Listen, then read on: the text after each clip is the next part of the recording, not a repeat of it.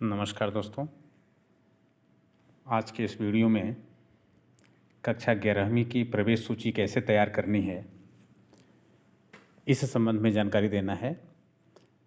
तो ऐसे बच्चे जो मंडल में पूर्व से नामांकित हैं, उनका प्रवेश सूची हमको तैयार करना है। तो इसके लिए हम आगे बढ़ते हैं। उससे पहले आप अगर हमारे चैनल को सब्सक्राइब नहीं किए हैं तो हमारे चैनल को सब्सक्राइब कर लें, ताकि ऐसे ही नवीनतम जानकारी आपको मिलती रहे। तो आइए चलते हैं। अपने मोबाइल से गूगल क्रोम को ओपन करेंगे। ओपन करते ही mpbsc.nic.in को ओपन कर लेंगे, टाइप करेंगे। ये सामने कुछ सूचनाएं आ जाती हैं। सूचनाओं को पढ़ समझ करके आगे बढ़ते हैं। स्कूल वाले टैब पर आ जाएंगे। लॉगिन करना पड़ता है, आपके को कोड होना चाहिए। तो यहाँ पर लॉगिन के लिए एरो मार्क दिया है, इस एरो मार्क को टच करेंगे। अगर डेस्कटॉप या लैपटॉप में करते हैं, डेस्कटॉप मोड में अगर मोबाइल से ही करते हैं तो लॉगिन लिखा रहता है, वहाँ पर टच करेंगे। यहाँ हम इस एरो मार्क पर टच करेंगे। लॉगिन के लिए पेज खुल रहा है और ये आ गया लॉगिन का पेज। यहाँ हम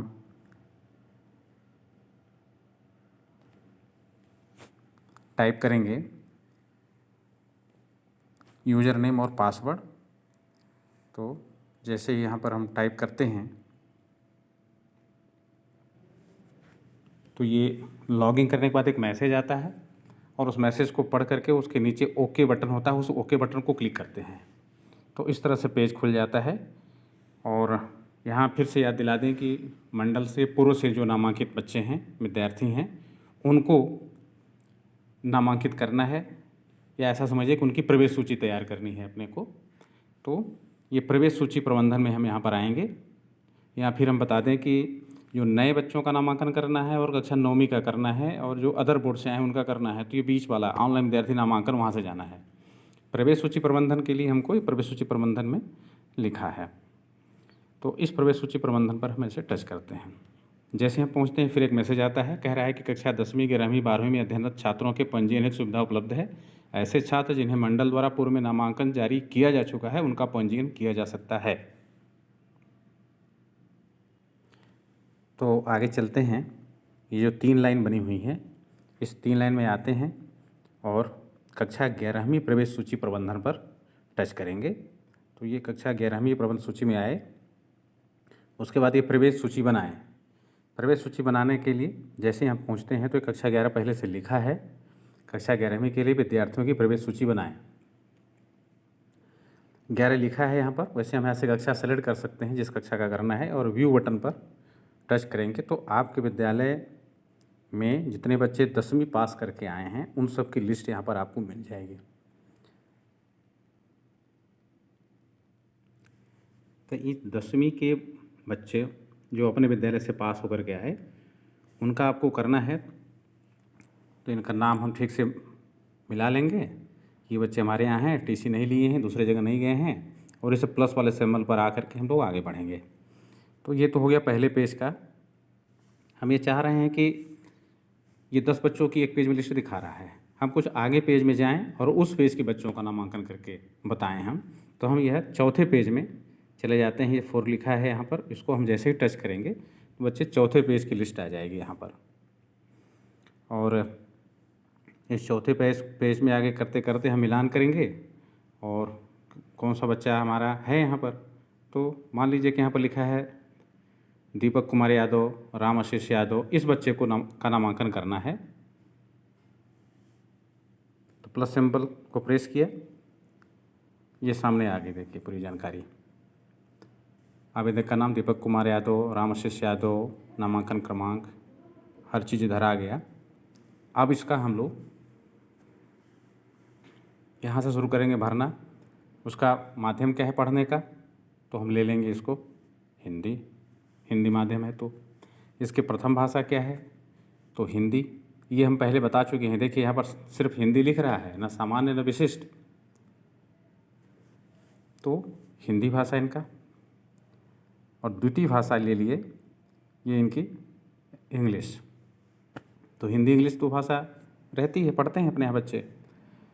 इसके बाद में चूँकि कक्षा 11वीं का है तो संकाय चुनना पड़ेगा, इनका सब्जेक्ट ग्रुप क्या है। तो यहाँ से चयन करे में आएंगे तो विज्ञान, वाणिज्य और विज्ञान, जीव विज्ञान, जिस भी विषय का बच्चा होगा, गणित पढ़ रहा है, विज्ञान पढ़ रहा है या कॉमर्स से पढ़ रहा है, तो हम यहाँ कॉमर्स का हम बताना चाहेंगे। इस कॉमर्स पर टच करेंगे तो जैसे करेंगे तो कॉमर्स से संबंधित इधर आ जाएगी विषय, कौन कौन से विषय होते इधर दिया है। फिर अपने को क्या करना रहेगा इसमें कि आप पहला विषय इसका बिजनेस स्टडीज़ कॉमर्स का, दूसरा बुक कीपिंग एंड अकाउंटेंसी, और तीसरा वाला जैसे पूछते हैं तो तीसरा जो ऑप्शन होता है इसमें से इन तीनों में से कोई आप ले सकते हैं। लेकिन आपके विद्यालय में कौन सा विषय चल रहा है, बच्चों को कौन सा आप दिए हैं, इसके लिए यहाँ आपको देखना पड़ेगा। तो जैसे मैथ भी पढ़ सकता है उन 2 विषय के साथ, कॉमर्स के 2 विषय के साथ तीसरा मैथ भी पढ़ सकता है, इन्फॉर्मेटिक प्रैक्टिसेस कंप्यूटर की विषय होती है उसको पढ़ सकता है, या बिजनेस इकोनॉमिक्स पढ़ सकता है। तो ज़्यादातर विद्यालय बिजनेस इकोनॉमिक्स चला रहे हैं, तो हम बिजनेस इकोनॉमिक्स का यहाँ पर बात करते हैं, इसको इस पर टच कर देंगे। तो ये हो गई आपकी 2 उधर भाषा प्रथम और द्वितीय, और 3 विषय business studies, book keeping and business economics करके। और फिर आता है इधर अतिरिक्त विषय। तो अतिरिक्त विषय कम बच्चे लेते हैं, अगर कोई लिया है तो यहाँ से हम सेलेक्ट कर लेंगे कौन सा भी लिया है, और नहीं अगर लिया है तो हम ये विद्यार्थी को प्रवेश सूची में जोड़ें। इस पर हम जैसे ही टच कर देंगे तो ये विद्यार्थी लोड होकर के देखिए मैसेज आ गया, success profile has been updated successfully. यहाँ पर जैसे ही आता है आप ओके करेंगे भी, और नहीं करते हैं थोड़ी देर बाद अपने आप भर जाता है। और फिर से ये 11 की लिस्ट यहाँ पर तैयार हो गया कि आप फिर से आप व्यू पर क्लिक करेंगे तो लिस्ट आपको मिल जाएगी।